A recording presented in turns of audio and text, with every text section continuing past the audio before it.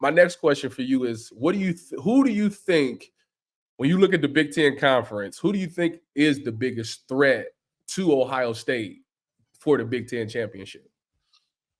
I think it's pretty simply to this point, just based off of what we've seen, like who's been like more impressive, and that's been USC. Yeah.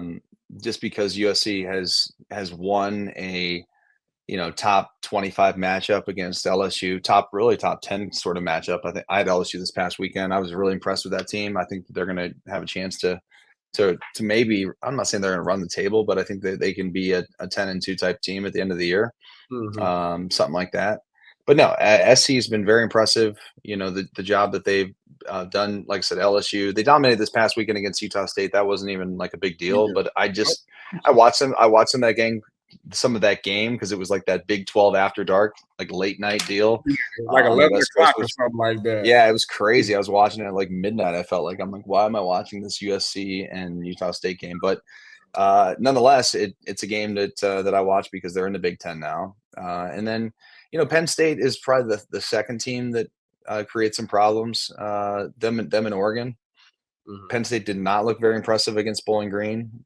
Bowling Green is a really good team. I predict will win the MAC this year with their offense and Connor Bazelak, their quarterback. But no, man, I'd say SC right now. Lincoln Riley and that offense is playing really well, and their defense all of a sudden, fantastic. So.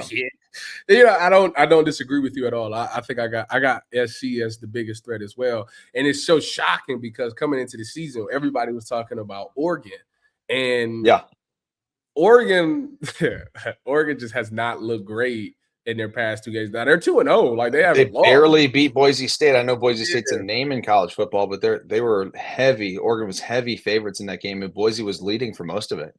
Yeah, and I had to win on a last second field goal or something like that. Last second field goal, 25-yard field goal as time expired. So, to me, and they're dealing with the same thing I thought Ohio State was going to deal with for a while, was they got a bunch of different transfer guys in there when it comes to the offensive line, obviously the quarterback and some of those wide receivers.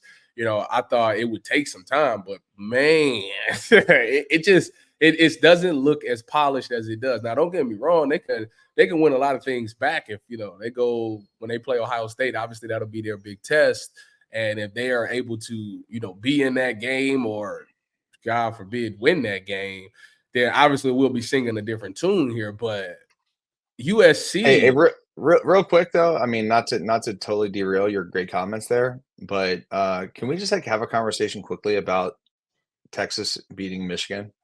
Oh yeah, go ahead. Yeah, they beat they beat the brakes off of Michigan. Yeah, and I know Texas is really good, and I've been super impressed with Quinn Ewers and that offense. This could be the year that they could be the team to beat too. I mean, Ohio State could be playing Texas in the playoffs, and that would be an awesome matchup. But no, Michigan looked terrible in this game. They couldn't stop Texas on third down at all. Their defense just got absolutely ran through. And Texas did whatever the hell they wanted to, and then Michigan's offense couldn't produce anything. Yeah, I thought their quarterback play was just atrocious. I mean, it's been that. The thing is, they got lucky when they had what's the quarterback from last year? What's his name? McCarthy. Yeah, when they had JJ McCarthy, like that was just they lucked up on something. That was the one thing that they hadn't had in quite some time, and obviously he did a really good job of. He didn't do a lot, but he did enough, and that was the thing. That offensive line was great coming into this season. I thought, okay, Sharon Moore is still there. He used to be the offensive line coach. One thing that he's going to pride himself is still having a good offensive line. Donovan Edwards is still there. They still get some things done. Obviously, they're not going to ask their quarterback to do too much. And to me, that offensive line is not what there used to be at all. I know you got some transfer guys in there. You got a lot of young guys in there that don't have a lot of starts, but it just y'all don't get no push. Y'all don't open no lanes or anything. And, Donovan Edwards looks terrible right now. And these teams are getting up so quick on them that they're forcing the game to become a passing attack. And outside of Colston Loveland, there's nobody there to fear. They have nobody on offense that you should fear, that you don't feel that you could go one-on-one and stop by yourself. So to me, that's kind of been the recipe. They got to figure some things out. If not, they might lose 5 Yeah, games. they're going to be in trouble, man. Because they got a tough schedule. No, I mean they could lose 5 games, dude. It's funny to see the demise because it's wow. But yeah, no, I agree with you though. I think Texas, obviously Georgia's Georgia, but Texas has been impressive. And Quinn Ewers, who should still be a Buckeye, but whatever.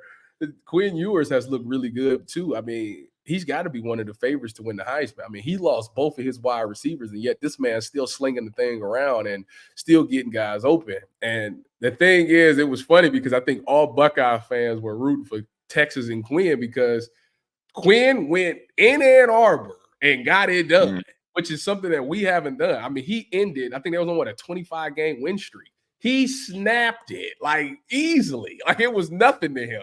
So yeah, that right there, Texas is a team that's going to be very interesting down the stretch. Don't get me wrong, they're in the SEC, and the SEC is a gauntlet, and they're going to get some games where they're going to get challenged as well. But if they come out on top, man, Texas versus OSU or Texas or Ohio State versus Georgia, it's gonna be a heavyweight fight. But I still do think the Buckeyes have too much talent to not be able to get that done. Yeah, no, I agree. I agree. What do we have? One other topic we got to touch on, Tyvis, before we get out of here. It was the biggest threat to the biggest threat, Big Ten, biggest. Overall, what do you think about overall? Right, this point in the season. I made this comment over the weekend. It's really been tough, man, to like look at college football this year and to know like who's good. Who's really good. Dustin, it's so difficult because like you look at these teams. Like I looked at, here's a good example, right? Auburn's playing Cal. Auburn's at home. They're 12-point favorites. They lost. And Cal comes in and their defense has 2 turnovers. They had I think a pick 6 early in the game, but they went 21-14 on the road. And it's like, oh, I thought Auburn was supposed to be good. Well, okay. I mean, Alabama is on the ropes against South Florida in the 4th quarter. They scored some late touchdowns to make it a closer game. I mean, a bigger deciding victory, but like, I don't know how good they are. There's other. I mean, Notre Dame loses to NIU. Come on, dude. NIU is a great program, but they should never beat Notre Dame on the road. I mean, that just should never happen. And I love the Huskies and the program, and I know Thomas Hammock. Like, I'm happy for them, but that shouldn't happen, man. So my point in saying that is I don't think we know how good these teams are right now. We don't know, how these teams are meshing in the chemistry because you've got all these transfers that are coming in that it's going to take some time. And so for week 1 and week 2, I wish we just got rid of the numbers next to the team, which is the AP and coaches rankings and things like that, because those rankings are bullshit. They don't mean anything right now. Yeah. The only ones that matter is the ones in November when the CFP officially starts dropping theirs.